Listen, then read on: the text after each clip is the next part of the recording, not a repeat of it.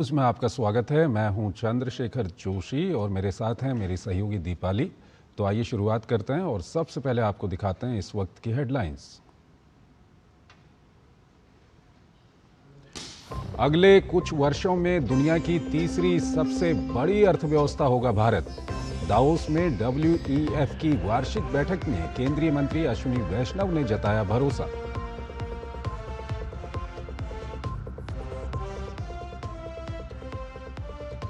चुनाव आयोग ने पश्चिम बंगाल के मुख्य सचिव को जारी किया नोटिस। 4 अधिकारियों के खिलाफ की गई कार्रवाई को लेकर 72 घंटे में रिपोर्ट देने का निर्देश।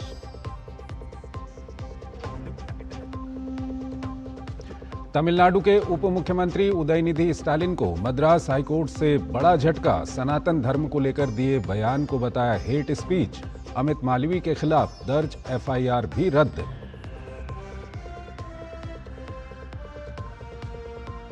संभल हिंसा के मास्टरमाइंड फरार शारिक साठा के खिलाफ पुलिस की बड़ी कार्रवाई। कोर्ट के आदेश पर अवैध संपत्ति की कुर्की प्रक्रिया शुरू।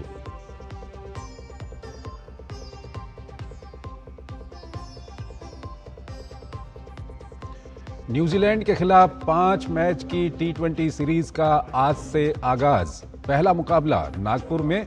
वर्ल्ड कप से पहले सूर्य कुमार यादव की अगुवाई में टीम की बड़ी अग्नि परीक्षा।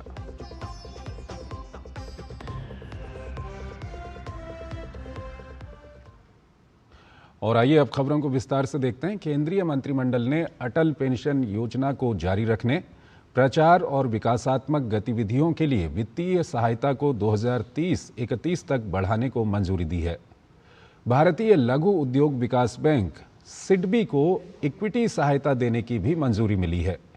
सिडबी द्वारा प्रतिस्पर्धी दरों पर अतिरिक्त संसाधन जुटाने में सक्षम होने से MSME को ऋण प्रवाह में वृद्धि होगी।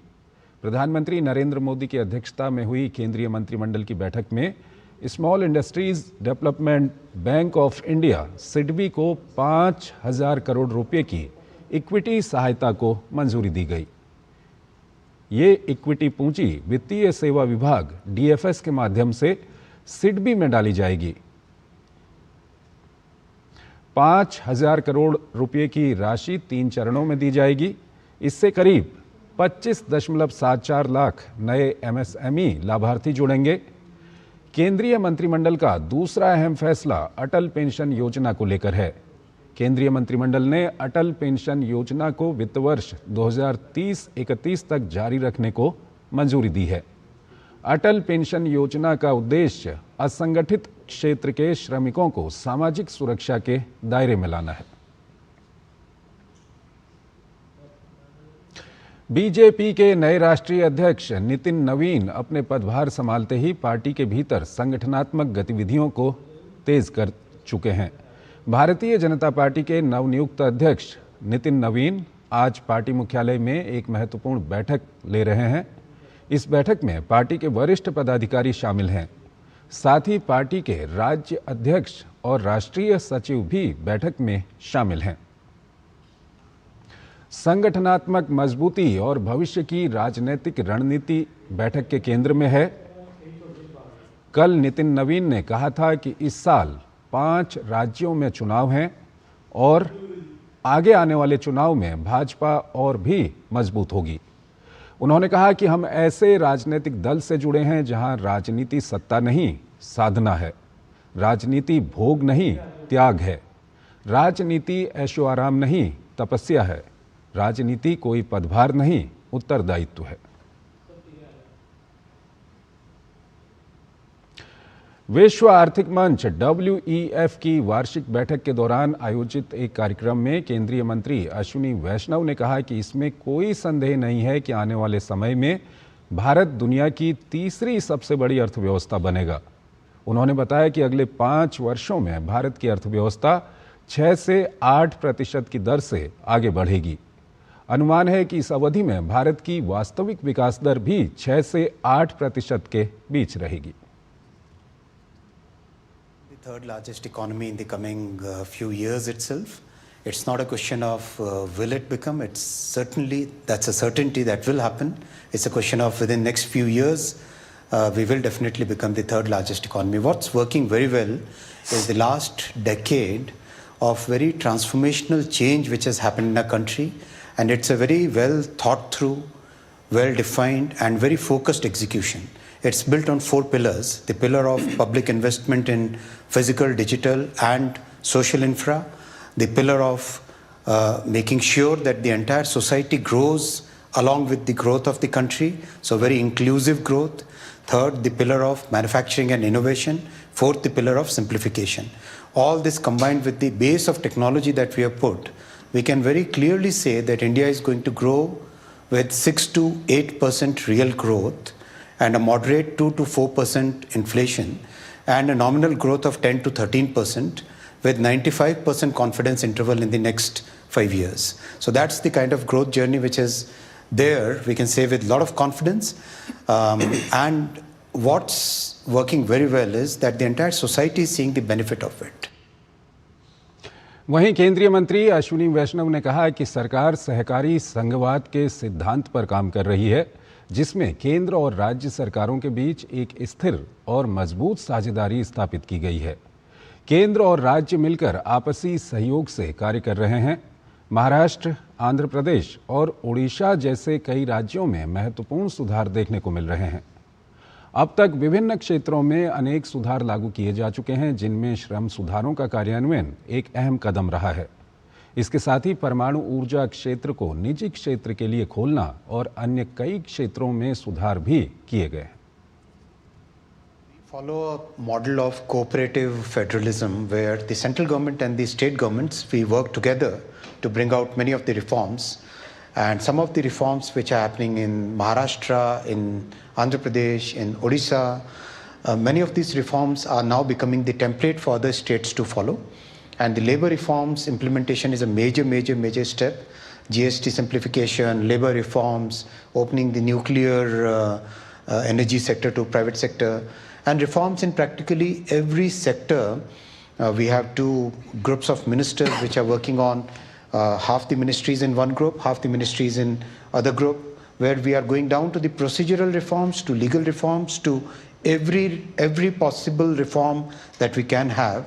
And I'll request all the participants present here, in case you feel there is any particular point which is hampering your growth in India, do come out. We are here to listen to your problems and solve them.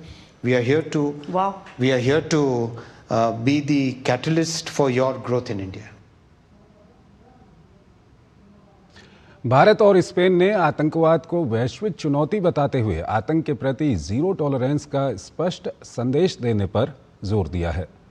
दरअसल विदेश मंत्री S Jaishankar ने आज Spain के अपने समकक्ष जोस manual Alvarez के साथ बैठक की। इस दौरान विदेश मंत्री जयशंकर ने कहा कि भारत और स्पेन दोनों ही लंबे समय तक आतंकवाद के शिकार रहे हैं। ऐसे में अब समय आ गया है कि विश्व समुदाय आतंकवाद के प्रति जीरो टॉलरेंस का स्पष्ट संदेश दे। Is clearly undergoing a profound change. It is more imperative than ever before for nations to collaborate on shared challenges. This is particularly the case with respect to combating terrorism, where both India and Spain have been victims. The world must display zero tolerance towards terrorism. विदेश मंत्रालय के प्रवक्ता रणधीर जायसवाल ने social media platform x पर तस्वीरें साझा की, जिसमें विदेश मंत्रालय में पश्चिमी मामलों के सचिव सीबी जॉर्ज ने मध्य एशिया की अर्थव्यवस्थाओं के लिए संयुक्त राष्ट्र विशेष कार्यक्रम आर्थिक मंच में भारत का प्रतिनिधित्व किया। अपने भाषण में सीबी जॉर्ज ने तुर्कमेनिस्तान और मध्य एशियाई देशों के साथ व्यापार, निवेश और परिवहन संबंधों को और मजबूत करने के लिए भारत की प्रतिबद्धता को दोहराया। SPECA मंच के दौरान सीबी जॉर्ज ने तुर्कमेनिस्तान के वित्त और अर्थव्यवस्था मंत्री, कजाकिस्तान, उज्बेकिस्तान और किर्गिस्तान के उप मंत्रियों के साथ महत्वपूर्ण बातचीत की। पश्चिम बंगाल में 4 अधिकारियों के खिलाफ की गई कार्रवाई को लेकर चुनाव आयोग ने नोटिस जारी किया है। राज्य के मुख्य सचिव से 72 घंटे में रिपोर्ट तलब की गई है। आयोग ने ये भी आदेश दिया है कि ये जांच की जाए कि किस विभाग ने निर्देशों का पालन करने में विफलता दिखाई। संबंधित रिपोर्ट 24 जनवरी को शाम 5 बजे तक चुनाव आयोग के पास जमा करनी होगी। पश्चिम बंगाल में आशा वर्कर्स ने ममता सरकार के खिलाफ सशक्त विरोध प्रदर्शन शुरू कर दिया है। वो अपने न्यूनतम भत्ते में वृद्धि की मांग को लेकर सड़कों पर उतर आई हैं। कार्यकर्ताओं ने स्वास्थ्य भवन के सामने विरोध प्रदर्शन किया, जिसे देखते हुए बंगाल पुलिस ने स्वास्थ्य भवन के आसपास सुरक्षा कड़ी कर दी। वहीं सुबह के समय पुलिस ने कोलकाता जाने वाली आशा कार्यकर्ताओं को स्टेशन पर रोक दिया, जबकि बोलपुर स्टेशन पर उन्हें ट्रेन से उतार दिया गया। इसके विरोध में आशा कार्यकर्ताओं ने खुलकर अपनी नाराजगी जताई और पुलिस के इस कदम को लोकतंत्र के खिलाफ बताया। उनका कहना था कि उनका आंदोलन शांतिपूर्ण है और उसे किसी भी स्थिति में दबाया नहीं जा सकता। इसके साथ ही राज्य के अन्य जिलों से भी पुलिस द्वारा आशा कार्यकर्ताओं को कोलकाता आने से रोके जाने की शिकायतें आ रही हैं। इस विरोध प्रदर्शन के कारण स्वास्थ्य भवन और आसपास के क्षेत्रों में सुरक्षा व्यवस्था को और भी कड़ा कर दिया गया है। अर्बन सेक्टर में पॉपुलेशन है मिनिमम 2500 और रूरल में पॉपुलेशन है मिनिमम 1000, लेकिन अर्बन को जो कर्मी लोग हैं उन लोगों को 8000, 9000, 10000 पॉपुलेशन में भी काम करना पड़ता है, क्योंकि ये लोकल प्रेशर है, आपको करना पड़ेगा, नहीं तो आप काम छोड़ दो। ये जो गरीबी है, ये जो बेकारी है, इसलिए आशा कर्मियों काम नहीं छोड़ते। ये 8000, 10000 पॉपुलेशन में काम करने में मजबूर हो जाते हैं। अब आप बोलिए 24x7 5250 रुपए में क्या चलता है? आज आशा लोग खाने के लिए रो रही है, तब पुलिस नजर आ रहा। कहे पुलिस लोग का तो दरमाहा कम नहीं है। आज अभी का दुनिया में 5000 टाका वेतन देके कोई माई का लाल है ऐसा दिखा सकेगा जो वो अपना परिवार को चला सकेगा? ऐसा कोई माई का लाल नहीं है। मैं चैलेंज करके बोलती हूँ। तो न्याय्य दाबी नहीं लेके आए हैं। 5250 में सेंसर नहीं चलता। हमारा दाबी है ऑनरियम वृद्धि करे, वो सरकार नहीं दे सकता है। पश्चिम बंगाल में आशा वर्कर्स ने अपनी मांगों को लेकर विरोध मार्च निकाला। भाजपा नेता लॉकेट चटर्जी ने कहा कि आशाकर्मी कई सालों से समस्याओं का सामना कर रही हैं। उन्होंने मुख्यमंत्री ममता बनर्जी पर निशाना साधते हुए कहा कि मुख्यमंत्री ममता बनर्जी कहती हैं कि इनका भत्ता बढ़ा देंगे, लेकिन हकीकत में कुछ भी नहीं होता। आज का समस्या नहीं है, सालों साल समस्या चल रहा है। आशा कर्मी लोग भी बोर्ड में काम करते हैं, यूज भी करते हैं वो बोर्ड में, लेकिन जब वोट चले जाते हैं टाटा बाई बाई कर देते हैं। और 5000 रुपया बहुत साल से देखिए ना, 5000 रुपये ही है। इन लोगों को वोट के पहले बोलते हैं कि आप 10,000 करेंगे, 15,000 करेंगे, उसका हम लोग 1 लाख रुपया हम लोग बीमा बना देंगे, लेकिन कुछ नहीं किया, सिर्फ यूज एंड थ्रो। दिल्ली के भारत मंडपम में भारतीय चुनाव आयोग द्वारा आयोजित लोकतंत्र और चुनाव प्रबंधन पर भारत अंतर्राष्ट्रीय सम्मेलन 2026 आज से शुरू हो गया। उद्घाटन सत्र में मुख्य निर्वाचन आयुक्त ज्ञानेश कुमार ने कहा कि भारत में लोकतंत्र की सबसे बड़ी प्रक्रिया चुनाव में साल दर साल सुधार हो रहा है।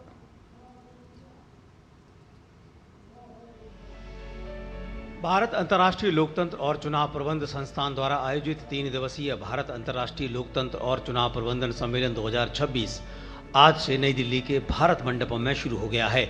सम्मेलन में 70 से अधिक देशों के लगभग 100 प्रतिनिधि भाग ले रहे हैं।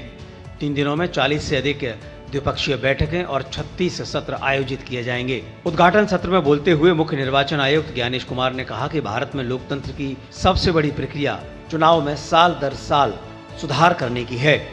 Indian elections become one of the largest exercise on planet year after year in terms of logistics, numbers and transparency. Each booth, polling booth in India, roughly has around 970 electors, roughly 300 houses.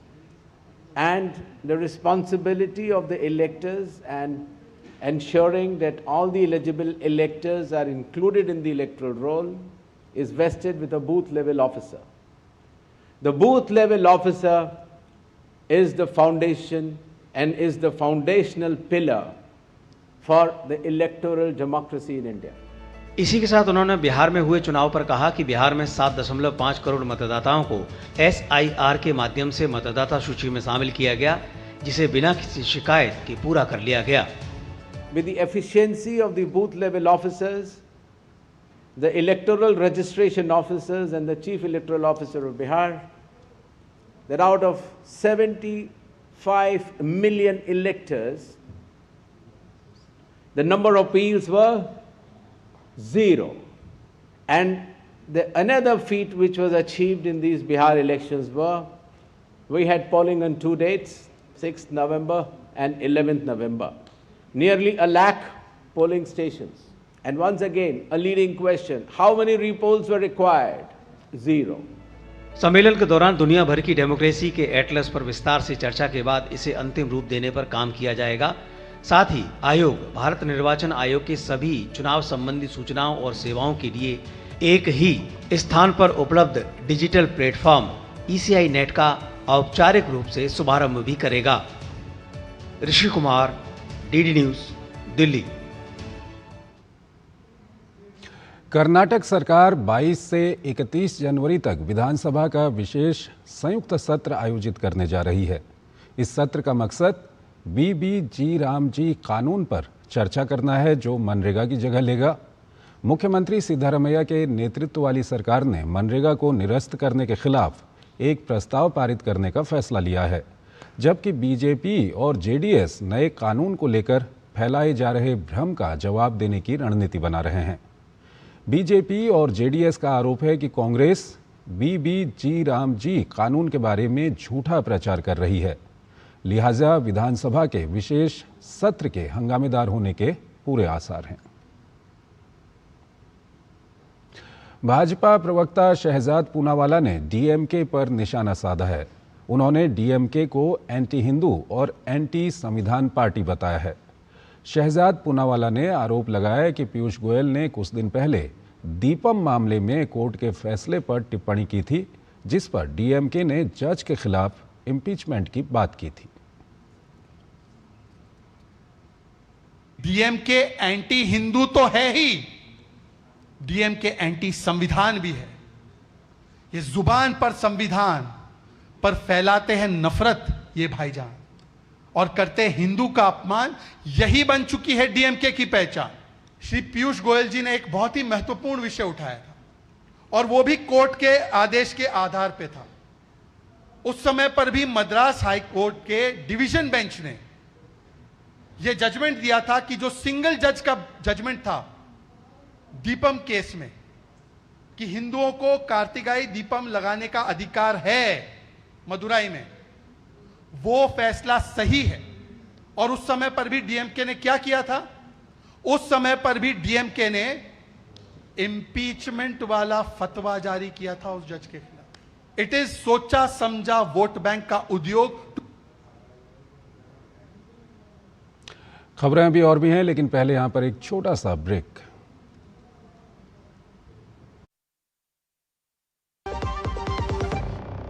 टिंग टिंग, अम्मा message message. मैं आपके मौसा के चाचा का नाती का पोता, शादी का कार्ड मैसेज में भेजा है, डाउनलोड करिए और आशीर्वाद दीजिए। मैं तो आपको जानती भी नहीं, फिर भी शादी का कार्ड खोलूं? मैं मूर्ख नहीं हूँ। क्या बात है अम्मा। UPI कहता है अगर कोई अनजान नंबर से फाइल या लिंक भेजे तो क्लिक मत करो और कहो मैं मूर्ख नहीं।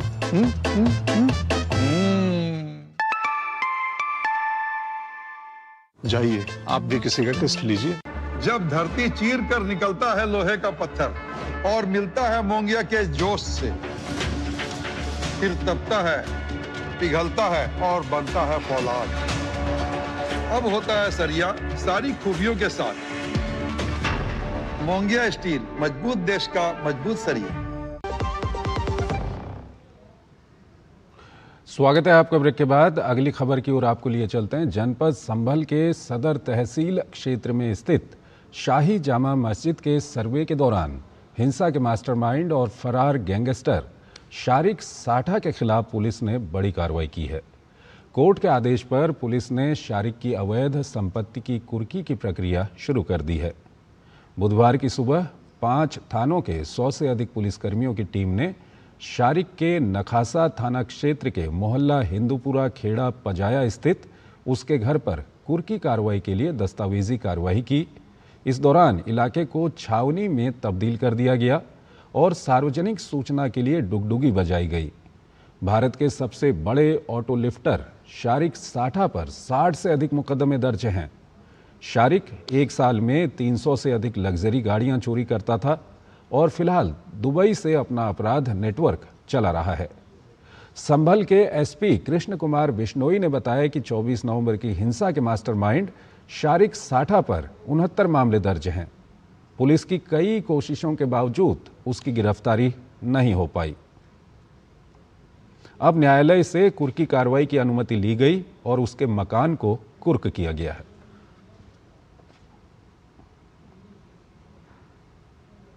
जनपद संभल में 24 नवंबर 2024 को हुई हिंसा के मास्टरमाइंड शारिक साठा, जो कि यहां से 2020 में भारत से फर्जी पासपोर्ट के माध्यम से भाग के दुबई चला गया था। उस व्यक्ति की कई राज्यों की पुलिस को तलाश है।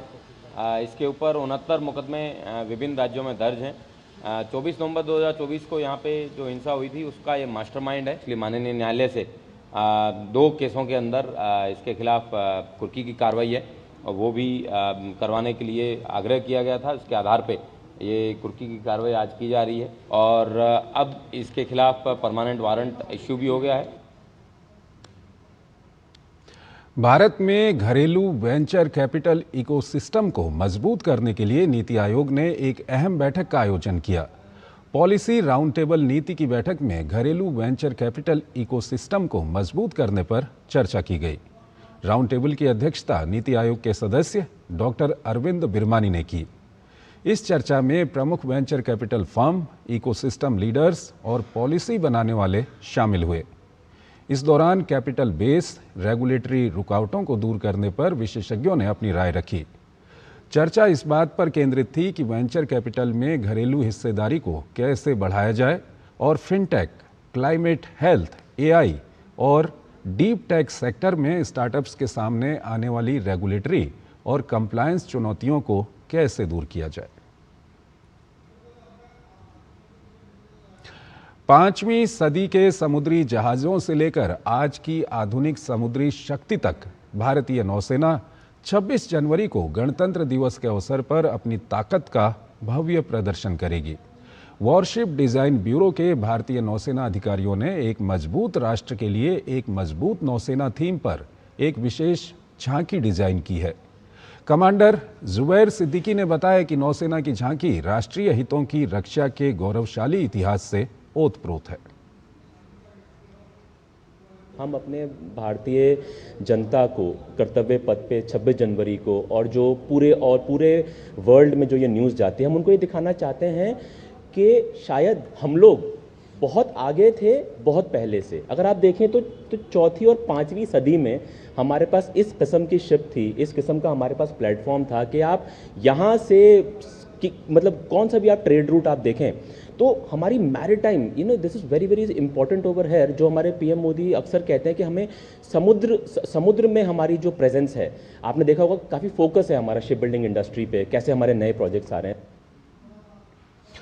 उन्होंने बताया कि ये झांकी भारत की समृद्ध समुद्री विरासत को प्राचीन सिलाई वाले जहाज INSV कौंडिन्य से लेकर आधुनिक स्वदेशी संपत्तियों INS विक्रांत, project 17A frigate, Kalvari class पनडुब्बी और महिला सशक्तिकरण के प्रतीक नविका सागर परिक्रमा 2 तक प्रभावी ढंग से प्रदर्शित करती है।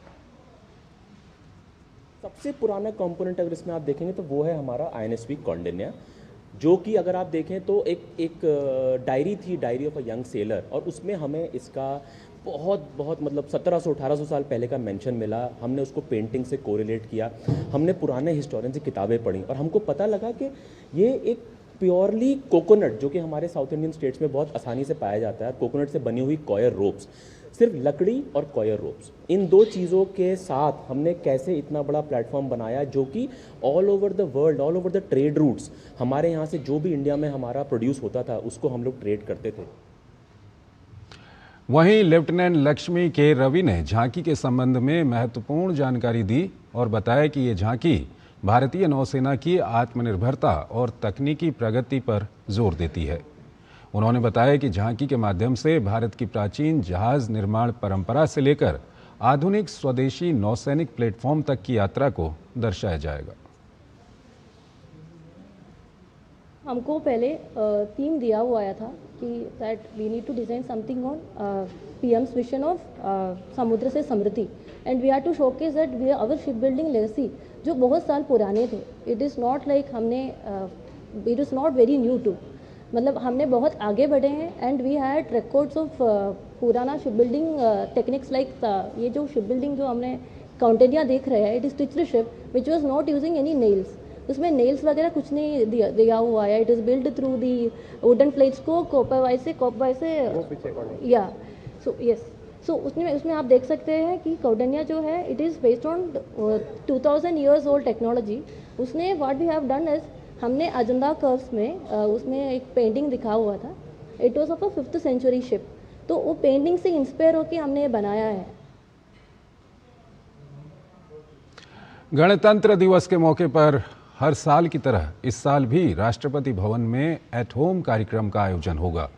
प्रसिद्ध फिल्म निर्देशक नितेश तिवारी को राष्ट्रपति भवन से महत्वपूर्ण निमंत्रण प्राप्त हुआ है। डाक विभाग के वरिष्ठ अधिकारियों ने नितेश तिवारी के मुंबई स्थित निवास पर जाकर ये निमंत्रण पत्र व्यक्तिगत रूप से सौंपा। ये निमंत्रण उनके सिनेमा जगत में योगदान, विशेषकर सामाजिक और राष्ट्रीय भावनाओं को मजबूत करने वाली फिल्मों के लिए एक सम्मान के रूप में देखा जा रहा है। नितेश तिवारी दंगल, छिछोरे जैसी चर्चित फिल्मों के निर्देशक के रूप में जाने जाते हैं। इसी के साथ इस बुलेटिन को यहीं पर समाप्त करते हैं। नमस्कार।